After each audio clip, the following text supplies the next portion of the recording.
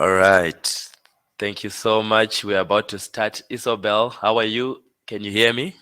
I am. I'm good, thank you.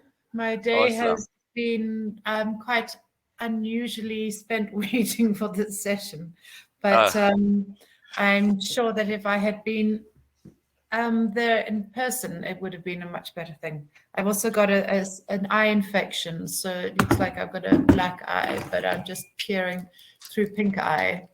Looks better if I do that.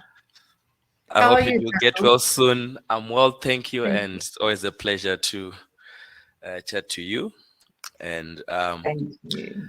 so the session today was supposed to have started uh, just before lunch. Unfortunately, there were delays in the other sessions. So we have to run a parallel session right now.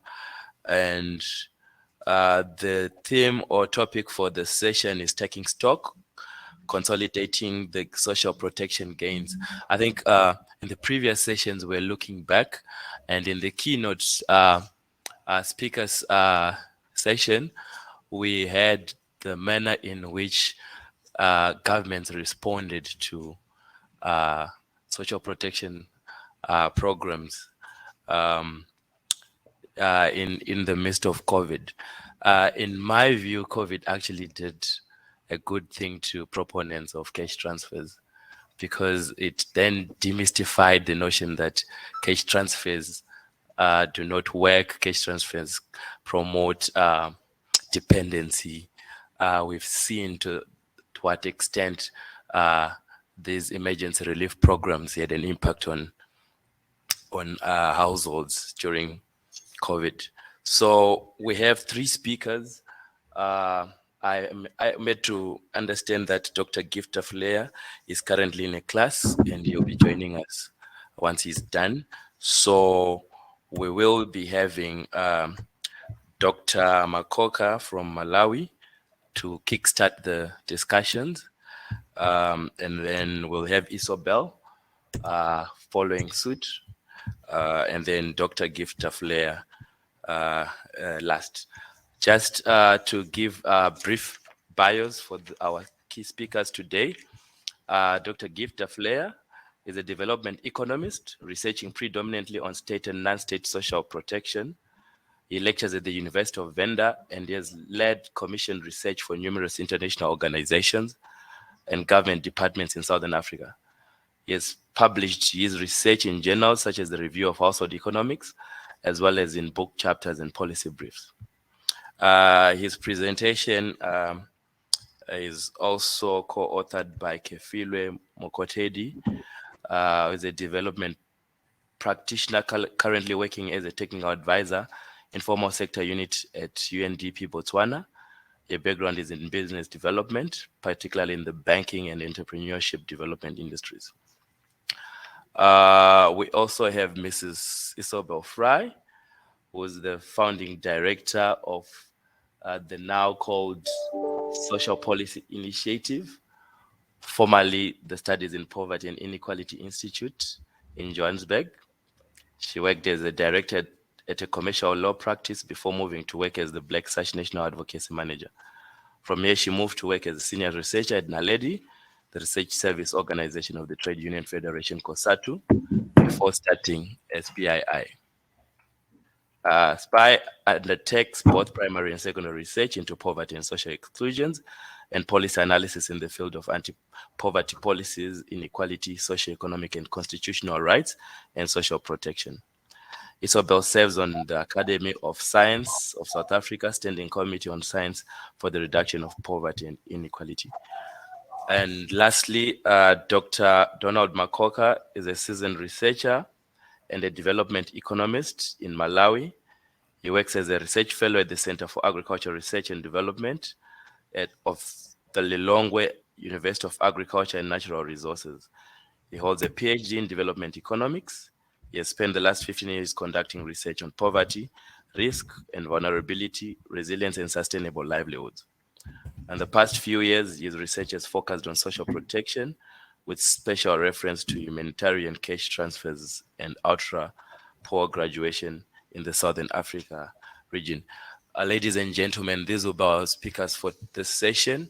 And without spending too much time, I would like to welcome Dr. Makoka to provide his intervention. Thank you. Over to you, Dr. Makoka. All right, thank you, Chair. Good afternoon, everyone. As indicated, I'll be presenting on a topic to look at the role of urban social cash transfer, urban cash transfers as a response to COVID-19 in Malawi. So we want to generate some lessons there and see whether the use of cash transfers as a response to COVID-19 in urban areas is actually feasible.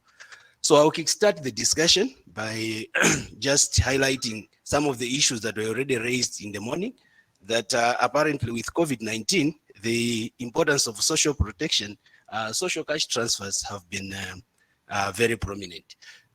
So if you look at the diagrams that are there, we have two diagrams. On top, it's showing the number of countries that are using social protection measures as a response to COVID-19 between March 2020 and May 2021. And I think as the graph can be seen, in March 2020, there were about 84 countries that were using social protection measures to respond to COVID-19. And by the time we got to May 2021, the figure rose to 222 countries. So we can actually see the importance of social protection measures as a response to COVID-19, where an increasing number of countries were actually using this kind of measures. Then the diagram below is showing the number of social protection instruments across these countries that have been used as a response to COVID-19 between the same period, March 2020 and May 2021.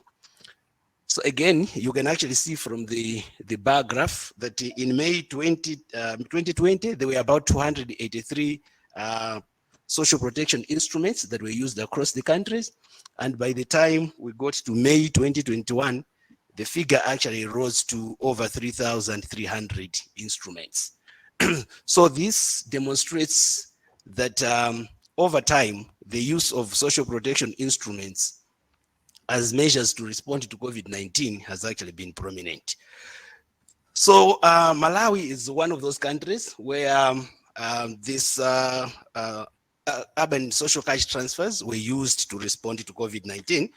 And so I'll talk about that very briefly. And I'll start the discussion by providing just a background in terms of what happened in Malawi. In 2020, the government developed the National COVID-19 Preparedness and Response Plan. And within that plan, there's a protection cluster. And this protection cluster provides a lot of emphasis on promoting social protection services to target households that were economically affected by COVID-19. So as a way of operationalizing this national COVID-19 preparedness plan, the government, with support from a range of development partners, including the World Bank, EU, ILO, World Food Program, and UNICEF, among others, implemented this Malawi COVID-19 Urban Cash Transfer Initiative. So this Urban Cash Transfer Initiative targeted all the 4 major cities in Malawi, and it targeted about 199,000 households within these 4 urban rural populations, and they focused on the poorest hotspots within those 4 cities. Beneficiaries received an e-payment of an equivalent of $45, and that was the duration was for 3 months. The first payment was done around February 2021. So with this background, we wanted to look at the effectiveness of using this social cash transfer as a tool to operationalize the government COVID-19 response, and understand the extent to which such cash transfers can actually be effective as tools for responding to COVID-19, especially in urban areas where cash transfers are not very common, especially in countries like Malawi. So to do this, we analyzed data from 1,313 households. This was the project evaluation data that was collected during the period of May to June. So this was after the 3-month intervention. And there was also a range of focus group discussions that were done. And we analyzed this using content analysis for the qualitative information, and a range of descriptive analysis were used for the quantitative data that was there. So as indicated, the idea was to try and see whether the use of these cash transfers was an effective way of addressing the vulnerability of urban, very ultra-poor urban households in Malawi to respond to COVID-19. So what did we find? In terms of the findings, I grouped them into two. The first one was just to demonstrate that the results are showing that the cash transfer was an effective tool to address the economic challenges that these urban poor households were actually facing because of the impact of COVID-19. So there's a range, there are a number of points there to take note.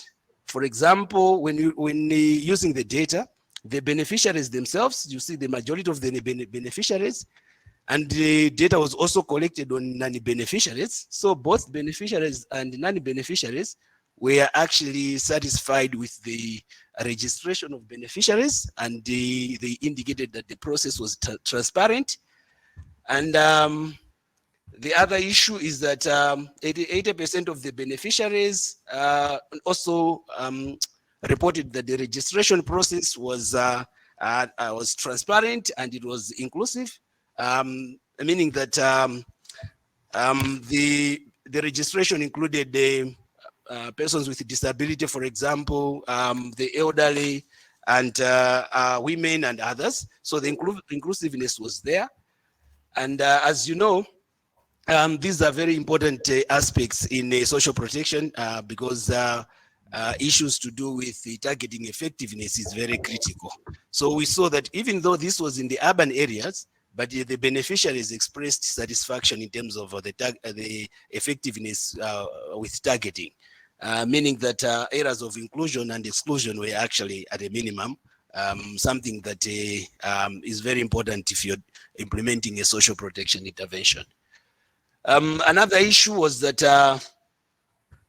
the majority indicated that they received the money when they needed it most. So 93% of the beneficiaries said the money was actually received at the time when they needed the money most. But in terms of the adequacy of the amount, so they were receiving $45 per month.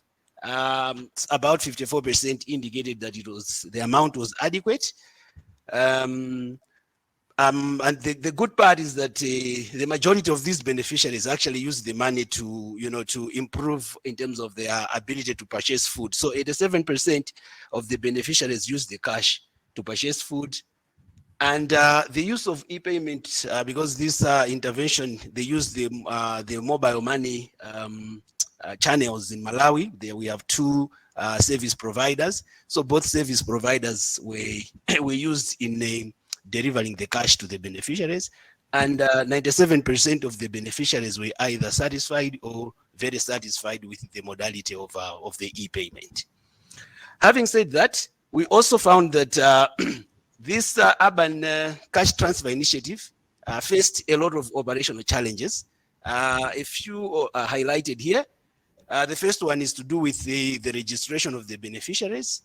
In Malawi, for the rural vulnerable population, we have the Unified Beneficiary Register. So everyone implementing a social protection intervention can actually get the beneficiaries that they want from this database. But this was implemented in the urban areas, and which is not actually covered by this UBR. So it was a big challenge for them to identify the required beneficiaries in this urban setting. The second issue was to do with the operationalization of this e-payment. in the sense that the two service providers required that these beneficiaries needed to have this know your customer details, where each customer has to provide up-to-date information to the service provider before they can access any service.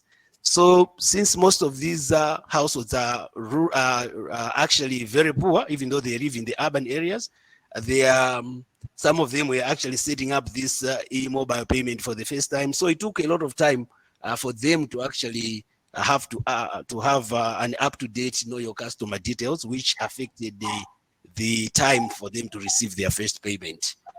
Then the third issue that was actually identified was the issue of the grievance redress mechanism, because as we all know, for any social protection intervention, this having an adequate and an effective grievance redress mechanism is very critical to allow beneficiaries to be able to report if there are any issues that they need to need assistance, even in terms of the targeting or any challenges that they may actually encounter. But for this one, since it was in the the intervention was in the urban area, it was the first time to do it. It took them a long time for them to set up this GRIM system. In fact, the GRIM was actually operational at the time when the project was closing. So that was, I think, another big challenge, that beneficiaries did not have avenues to report any challenges that they had at the start of the program. So nevertheless, I think the conclusions that we can draw is that despite these operational challenges, the cash transfer actually enabled the government to operationalize this COVID-19 preparedness and response plan, especially the protection cluster, by actually promoting the economic livelihoods of this urban poor population. And this urban poor population were actually affected by a lot of challenges due to COVID-19, such as the movement restrictions, job losses, and other challenges. So it has been proven that actually this cash transfer can actually act as an effective tool, even in the urban areas, to promote the well-being, the economic well-being of urban poor households that have been affected by pandemics like COVID-19. And again, it was also an avenue to demonstrate that even in urban areas that are not traditional areas for the implementation of cash transfers in countries like Malawi, this can actually be done. But I think we can conclude by saying that for this to be an effective tool, there's need to really address these operational challenges that countries like Malawi would face implementing such an initiative in urban areas. So that's the end of the presentation. Thank you so much. Thank you very much, Dr. Makoka. I'm made to understand that Gift won't be joining us. So I'll go straight to Isobel, and perhaps we'll have more time for discussion. So please keep your questions, and we want to have a lively discussion on this. Thank you so much. Isobel? Thank you very much.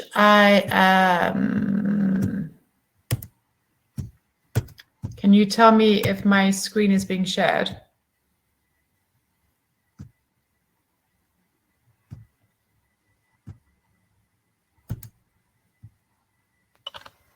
Not yet. Are you sharing the screen?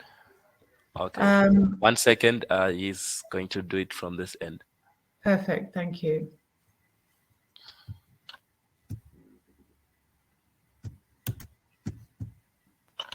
All right, Isabel, we can see your screen, the first Great. page. Thank you very much. So let me also just, you can see me delivering it.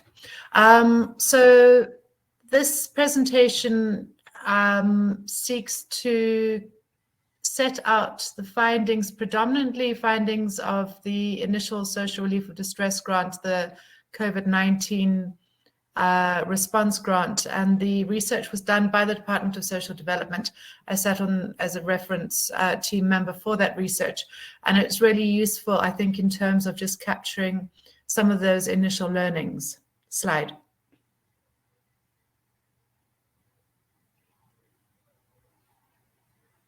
Great, so the outline of my presentation, and I am sorry about Gift's absence, but I am pleased about the time, is just very briefly to introduce, as Taku said, there's been a slight development in the institution formerly known as SPI, but locating the presentation then in the right of social security in South Africa, looking at the COVID-19 social assistance response, and then looking at the data from the SROD, we call it Social Relief of Distress SROD grant, recommendations and conclusions. Thank you. Slide.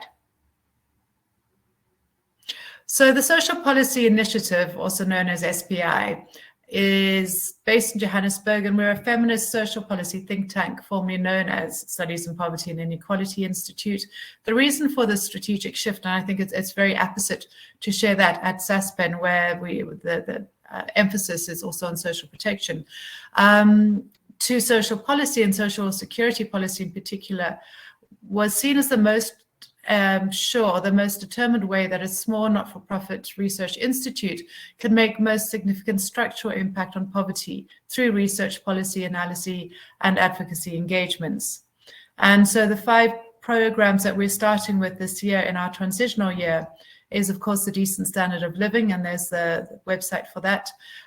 Interestingly enough, we are doing a measure of the progressive realization of the right to social security in South Africa using a 3-stage methodology that we've developed since 2010.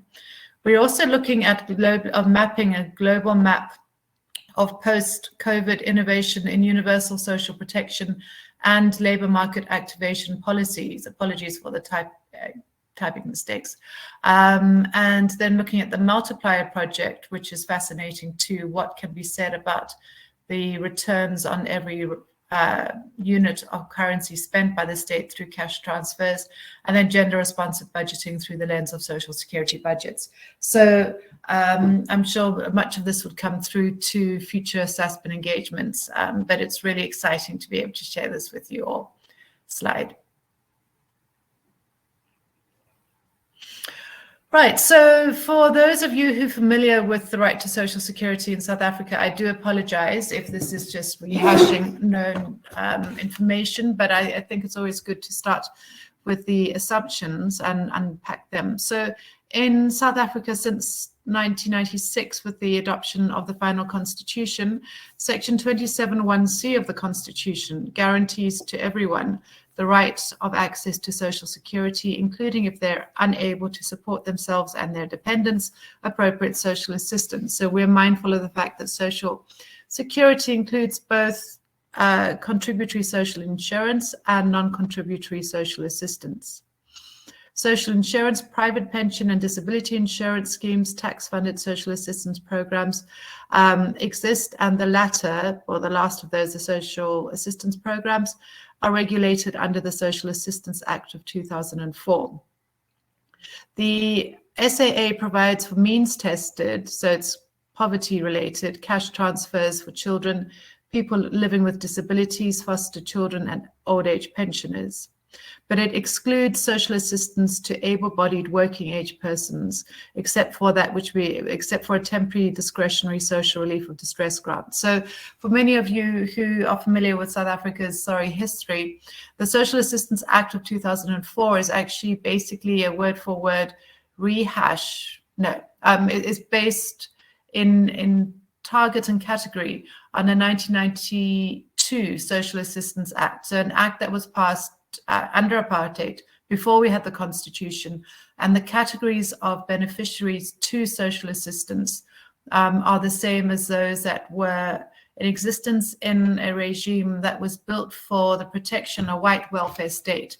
And that really explains why there is no social assistance for working age, able-bodied people, because the assumption was that this was for whites, and whites were guaranteed employment under job reservation, etc. So the huge gap that we've had, and Taku was saying that he, in his analysis, COVID-19 was positive in many ways, not of course for the devastation that it wreaked, but in terms of breaking through some of the ideological boundaries around social protection, social security, and definitely I would argue, and I do argue, that this is the case in South Africa.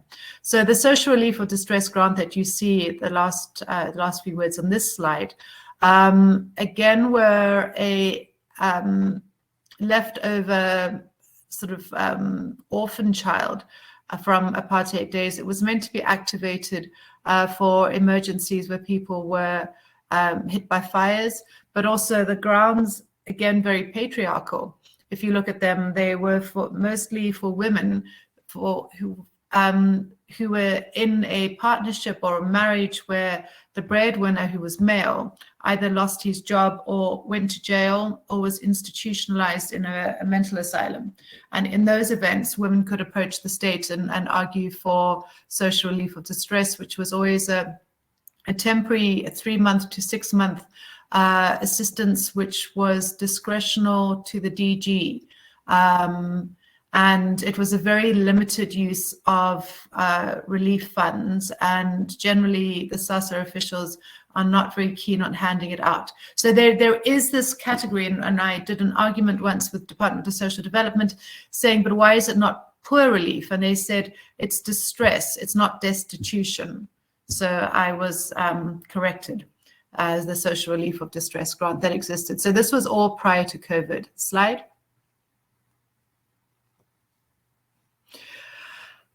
Thanks. So then with COVID-19, the leadership in South Africa introduced a very hard lockdown from the 26th of March 2020. There was no movement of people for ordinary goods. Businesses were closed, and the economy, to a large extent, apart from mining, came to a halt. And that, of course, affected primarily people who had no income relief, those who were in the informal sector, as well as people who did piecework. So the government announced various relief schemes, unemployment insurance, TERS, which is a temporary employment relief scheme, which was not very well done at all. Bank guarantee for business relief, means-tested cash transfers for 6 months. So in terms of the means-tested cash transfers for 6 months, this was done under emergency regulations. And interestingly enough, in terms of policy development, a lot of this policy was made through the presidency, and people from the Department of Social Development were not always the ones who made the decisions on policy, which you can see as another weakness in terms of how countries react in terms of emergencies. We need to have a better thought through way of activating, bringing online those departments that have primary responsibility. They're recognizing that they, of course, in emergencies, the need to be more flexible. So for 6 months initially, caregivers who looked after children getting the child support grant were given a 500 Rand grant, caregivers grant. The disability grant recipients and the old age pensioners got a 250 Rand per month top up. But that wasn't available to the child support grant. So basically a single caregiver would get 500 Rand, notwithstanding the number of children that predominantly she looked after. And then this was the big one, the 350 Rand social relief of distress grant, which went to poor unemployed adults. And this was the first time that there was recognition that adults needed social support or basic income in South Africa.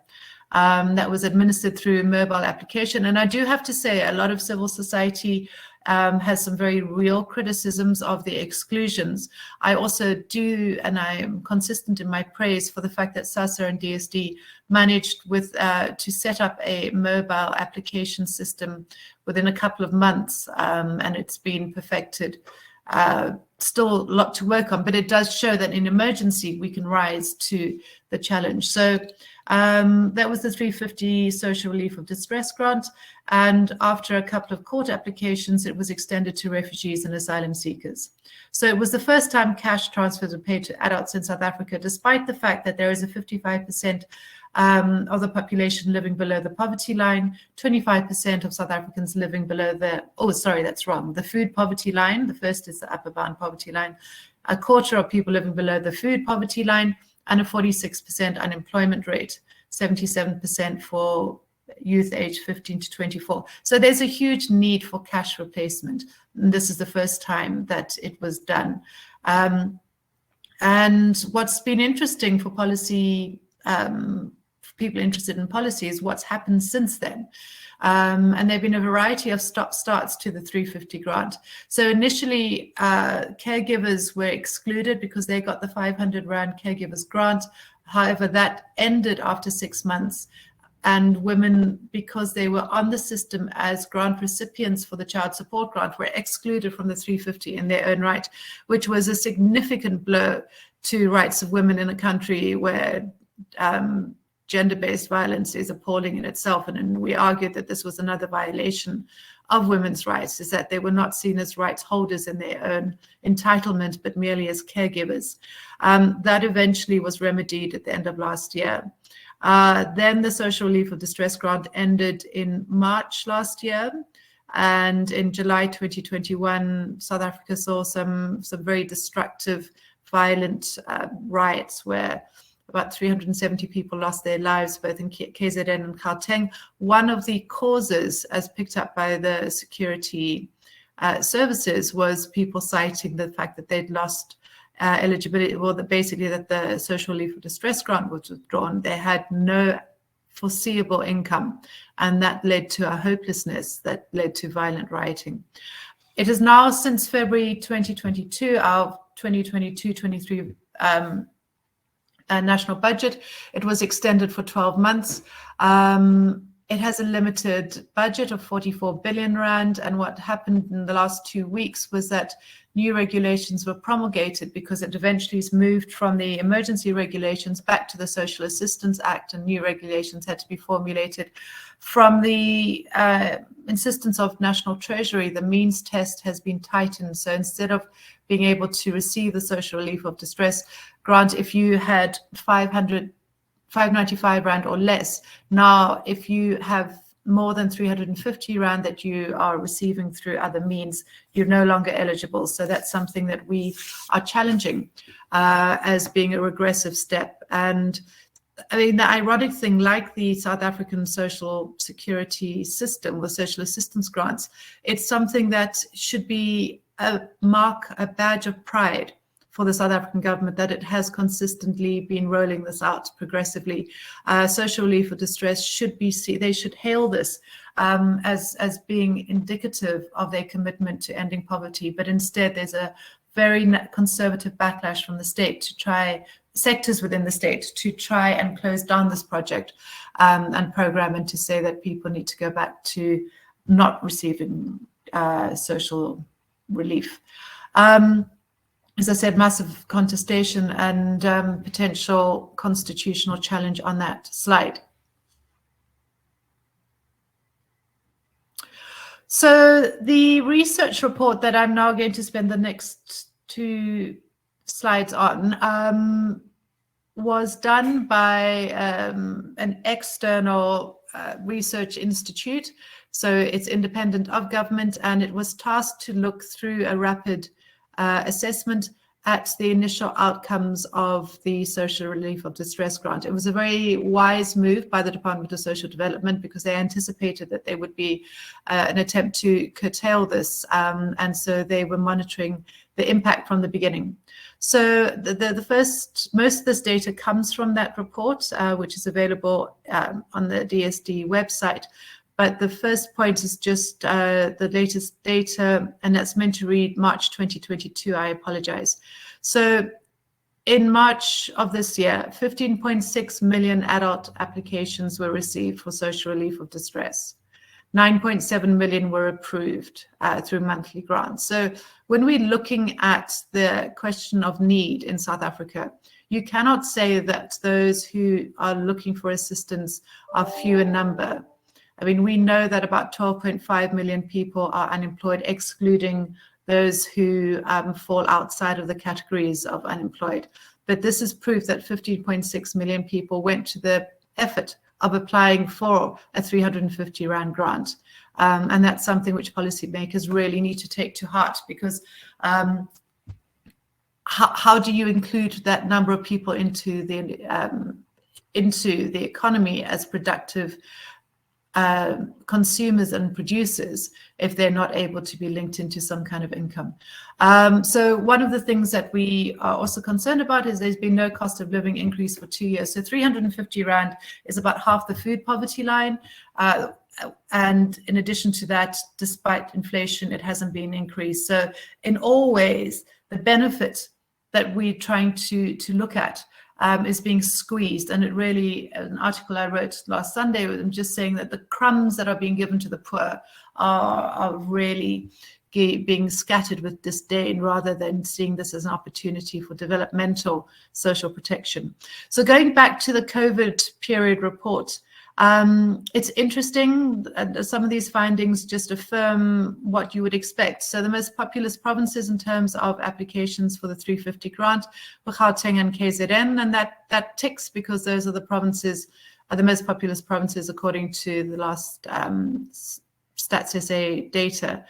Interestingly, and this is linked to the way that it was applied for, there is a youth bias and an urban bias. And this leads the researchers who wrote the report to identify the challenges of the errors of inclusion and exclusion for the digital welfare state. And they describe the digital welfare state as one that's used to automate, identify, surveil, detect, target, and punish, which is interesting. It's something that human rights defenders are definitely looking at. So the main reasons for non-application for the 350 grant by those who are eligible is that they had no smartphones and no ID documents, identity documents. Many people, the most vulnerable, don't have access to ID documents. Last month, we had massive floods in, again, KZN and Eastern Cape. And my point to the Department of Social Development was that you can't expect people without IDs to, again, be punished for being poor. 82% of the grants are applied for by Black Africans. 81% of the South African population is Black African. So, I mean, there are ways in which you can see that this is not being abused by any, that this is addressing the needs that we have.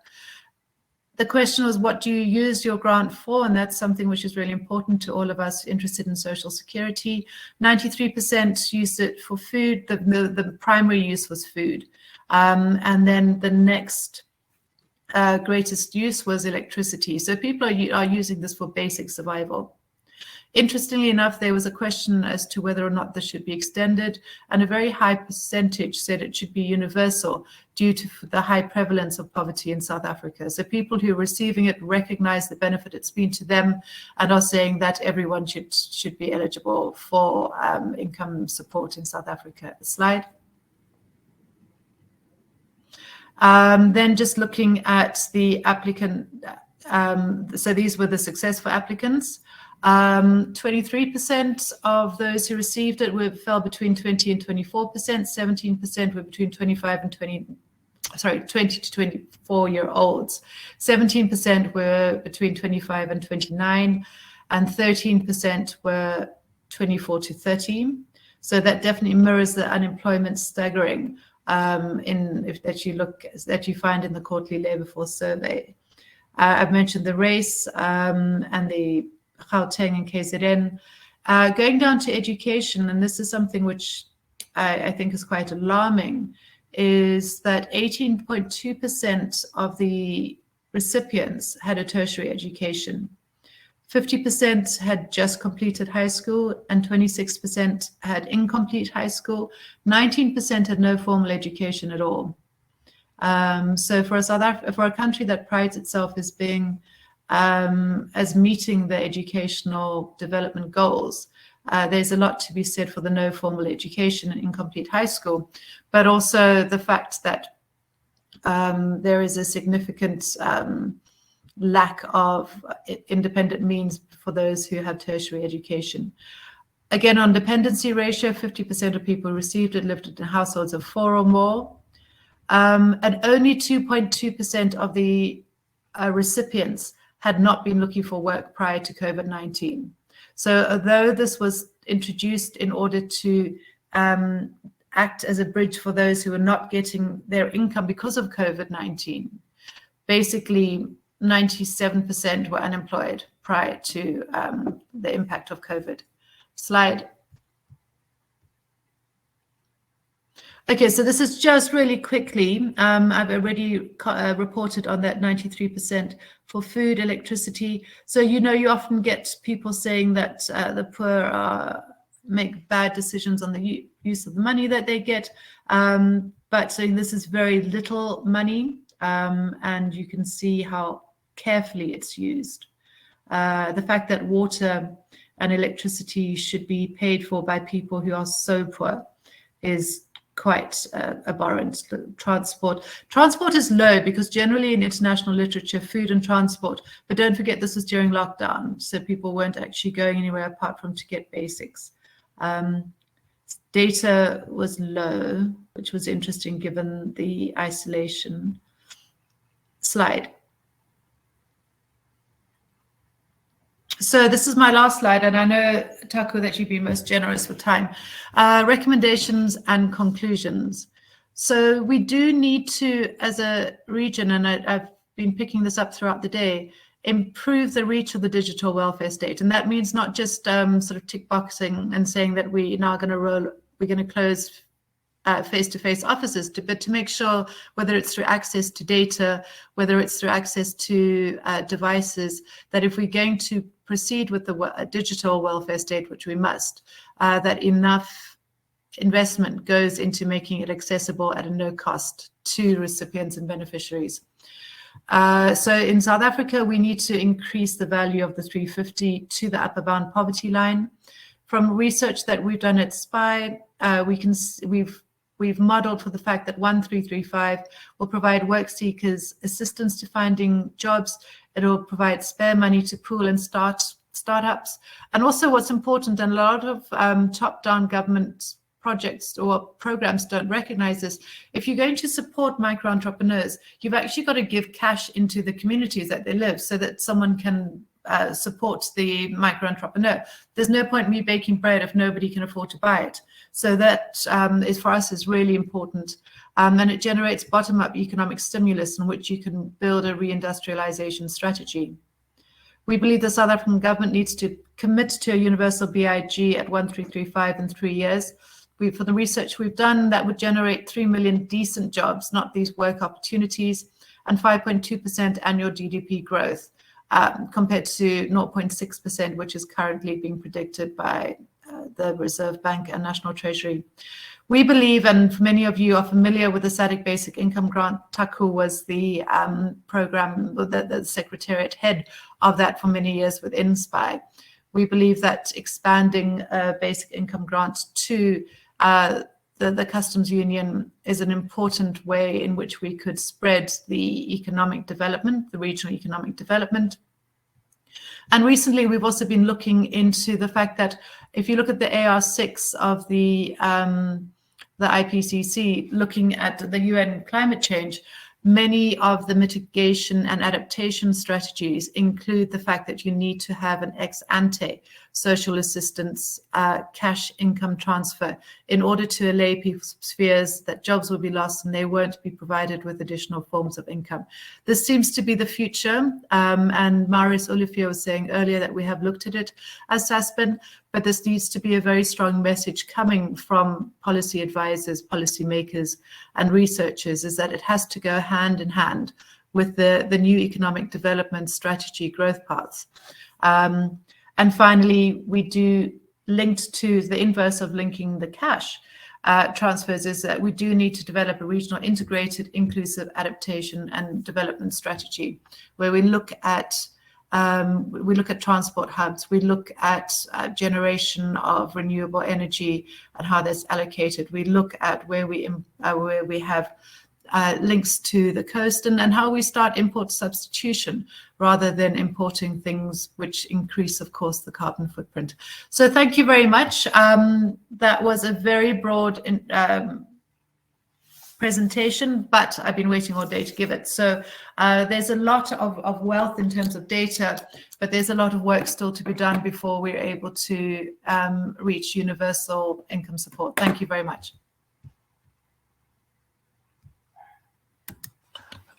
Thank you, Isabel, for that insightful presentation.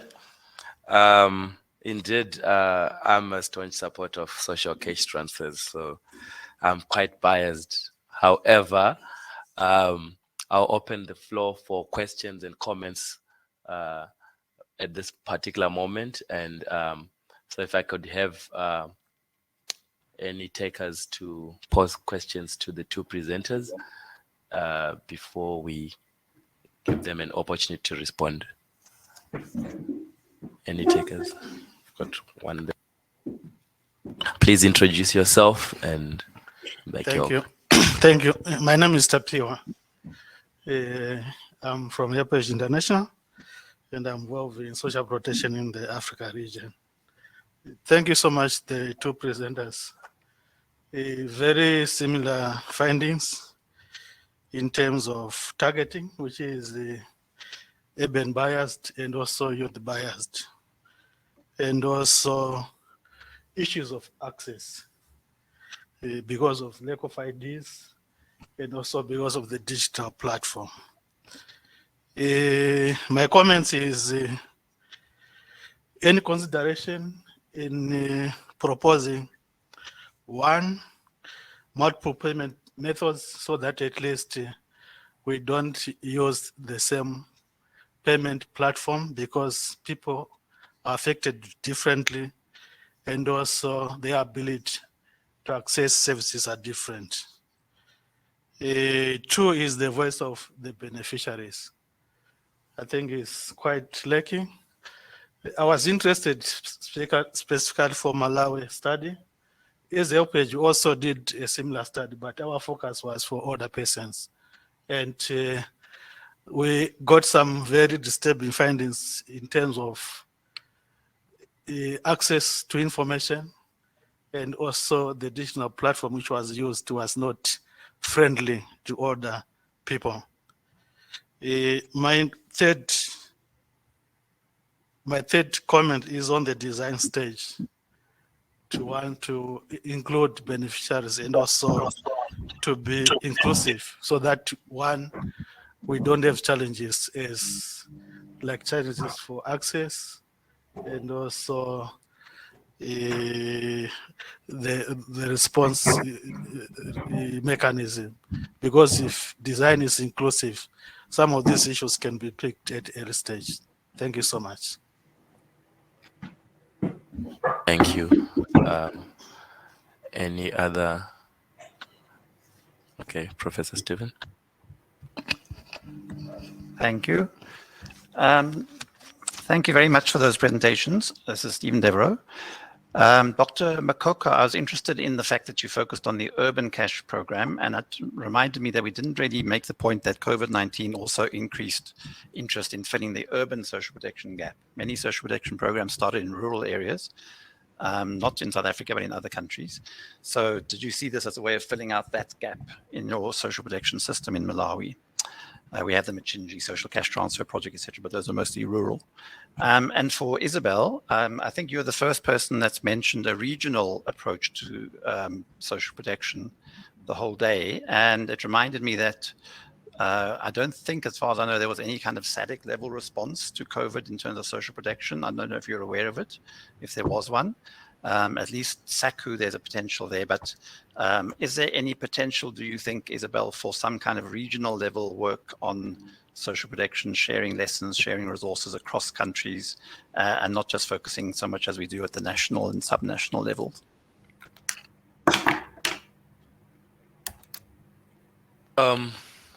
I can allow one more. No takers? All right. I'll allow the presenters to respond. I can start with Dr. Makoka and then Isabel to respond.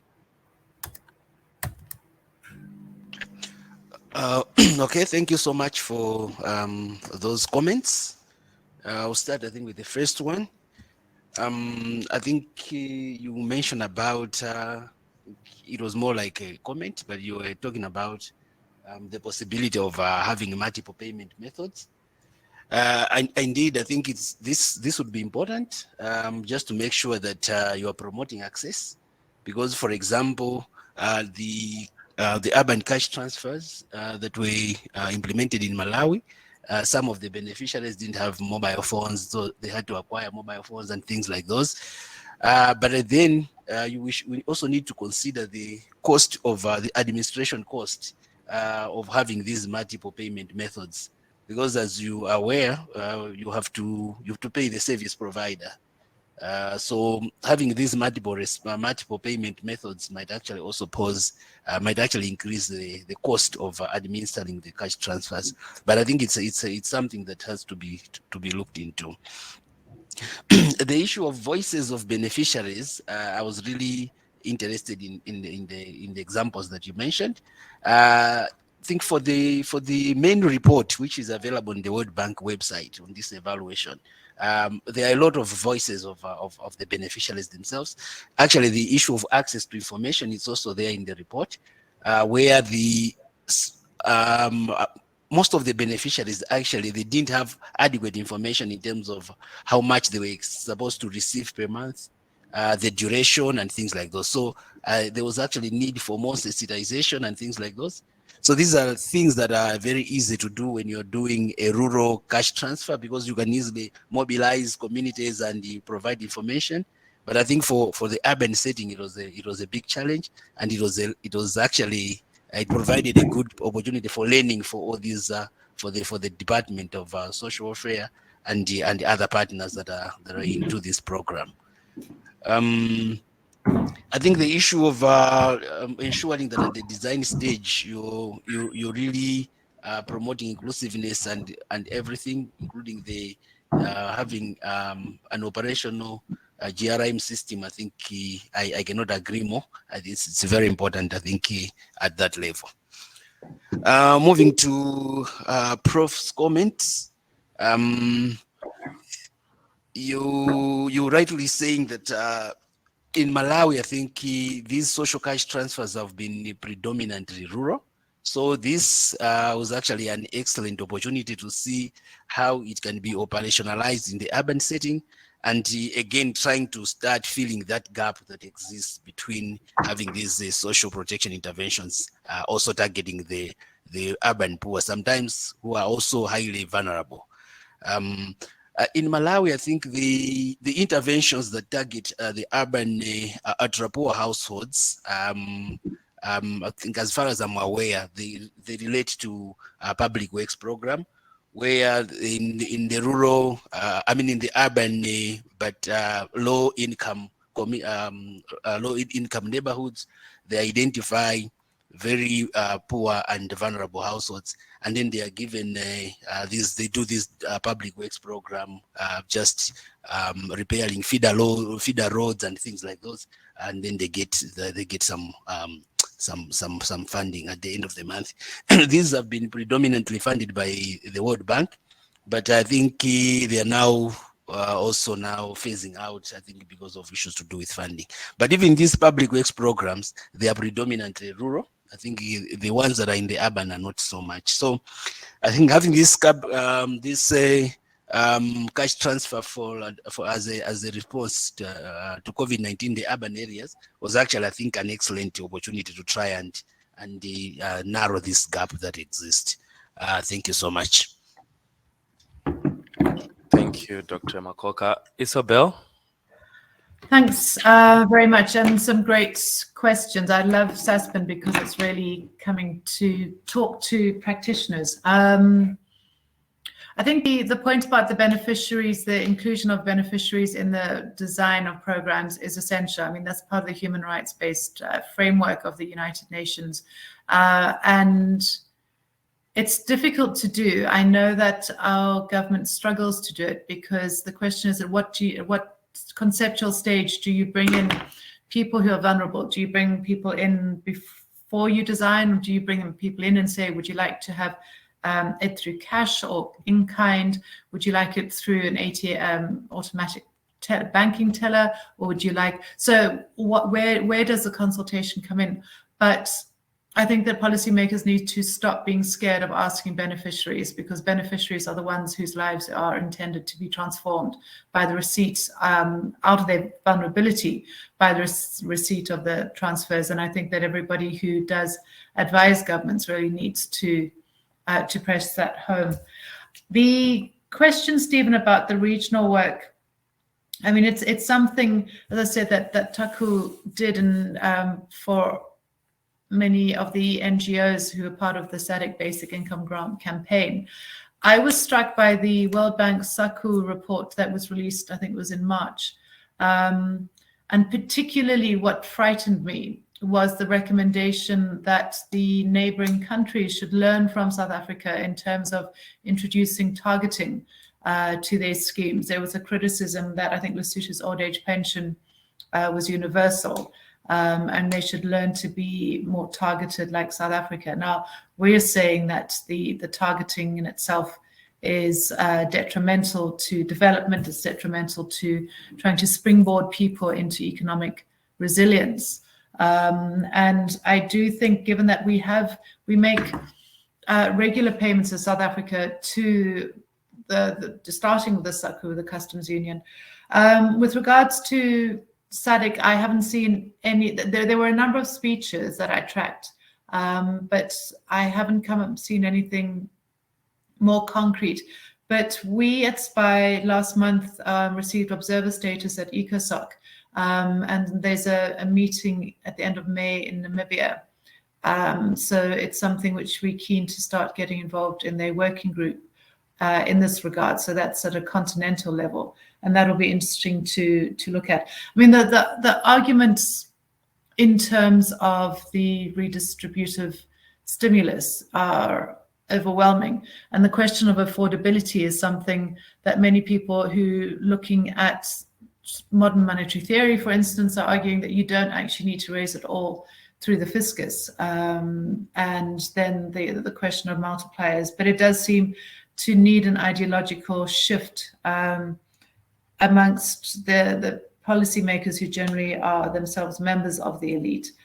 So the other thing that I wanted to say is I eventually managed to track down some Spanish policymakers, the Deputy Minister for Inclusion, because just after our social relief for distress was introduced in 2020, I picked up that Spain had introduced in the time of COVID, but as a permanent program, a cash transfer. And I tried for about 6 months but there wasn't much said and written about it in English. And then had an hour-long meeting. It was really interesting because firstly, Spain's got a high unemployment level. So they were on that level, although they're a European country, there were some similarities. But when I asked whether there were conditions of labor market activation programs to the receipt of the grant, this woman sort of looked at me fiercely through the Zoom and said, why would we waste public money? Everybody knows that the returns on such conditions are negative, and it's a waste of taxpayers' money to put those conditions in. So I thought that was also quite refreshing, that it was not a policy that was trying to achieve too many blunt goals with one kind of government payment.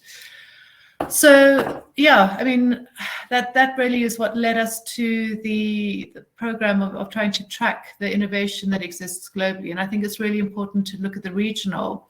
It would be, I don't know what's happening in Latin America in terms of that regional development group, but it'll be something we look at too. Thanks. Thank you, Isabel. I just had a quick question. In fact, I had two, but I think you managed to touch on the issue around targeting versus universalism. I think in Malawi, there's emphasis on targeting. Perhaps why is it a budgetary issue, or is there any thinking or discussions around progressive realization, just like what happens in South Africa? But for Isabel, given that this relief grant has been extended for a year, and also there has been movement from is it the finance ministry to the DSD. Is it an indication that this might become a permanent feature in the South African social grants system? And if not, in your view, what would be the implications of taking such an important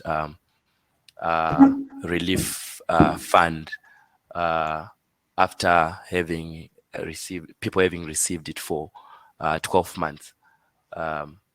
Your thoughts on that? And if there's anyone who wants to make a comment before I give the platform to the presenters. Okay, I think I can allow Dr. Makoka to respond first and then Isabel. Thank you so much, Chair. I think in the issue of targeting in the case of Malawi, I think it was highly to do with the limited resources. As I indicated, this was a donor-driven initiative. The World Bank and other organizations, the EU and WFP, ILO, and others, they contributed towards this. So, because of the scale of the negative effects of COVID-19 on urban population, it was not possible to reach everyone, so they had to do this targeting. In fact, for this particular assignment, for this particular cash transfer, the identification of these communities, the urban communities, from where to draw the beneficiaries, the hotspots, there was actually a hotspot verification exercise that was done by WFP and ILO. So they had to use satellite imagery and combine it with the data from the National Representative Household Service to really verify that the hotspots are indeed accurate. So I think the issue of targeting was actually taken very seriously, I think, because of the resources. Thank you. Over to you, Isabel. Thanks very much. Taku, how long is a piece of string? So we know that there are many allies within the Department of Social Development, from the minister down, who have voiced their commitment to a universal basic income grant. And the minister herself has said that the 350 grant needs to be seen as a first stepping stone towards incremental rolling out of a basic income grant. Now, the ILO supported work done by Professor Alex van der Heever on how to expand, well, basically on a basic income grant last year, and they finished their report in November last year, and that recommended ways in which it could, the current 350 grant could be expanded. However, immediately after that, there was strategic leaking of a split report by the Presidential Economic Advisory Council, the majority of whom spoke out against a basic income grant. That was leaked. And then the minority group in the council leaked their much more considered response, which was generally saying that there actually isn't an alternative to meeting people's needs in South Africa. And they raised some concerns, but said it needed to be, we need to investigate how it is to be done. So the ongoing negative response and the knockdown from National Treasury is a clear political science kind of illustration of how policy is made these days, that it's not made by the need. I do think that, I mean, we released 3 research reports last year, IEJ. There have been about 12 research reports, 10 in the last 18 months that have come out, and quite level-headed, but predominantly in favor. So it's not that the research needs to be done. I think that we need to have 15.7 million people taking to the streets and not going home until they get a basic income grant. I think that's the only way that is going to be won at this stage, because the continued resistance in the face of evidence shows that it's not going to be won through clever research. Thank you, Isabel. You did emphasize on the issue around ensuring that people demand their right to social protection, social cash transfers. And I, for one, would support that as well. With this, I think we are on time to finish at 5:20 for the next session. So I would like to thank our presenters. It's unfortunate Gift was not part of this. And also it's unfortunate that this year to be reduced to a parallel session, because I think a lot of other people would have been interested in this. I do hope that the tech guys are recording this for others to have access to this interesting discussion that we had. So with this, thank you so much to Dr. Makoka and Isabel for the insightful presentations. And with this, I close the meeting. Thanks, the session for Patrick, for today. great Thank you. sharing. Thanks all.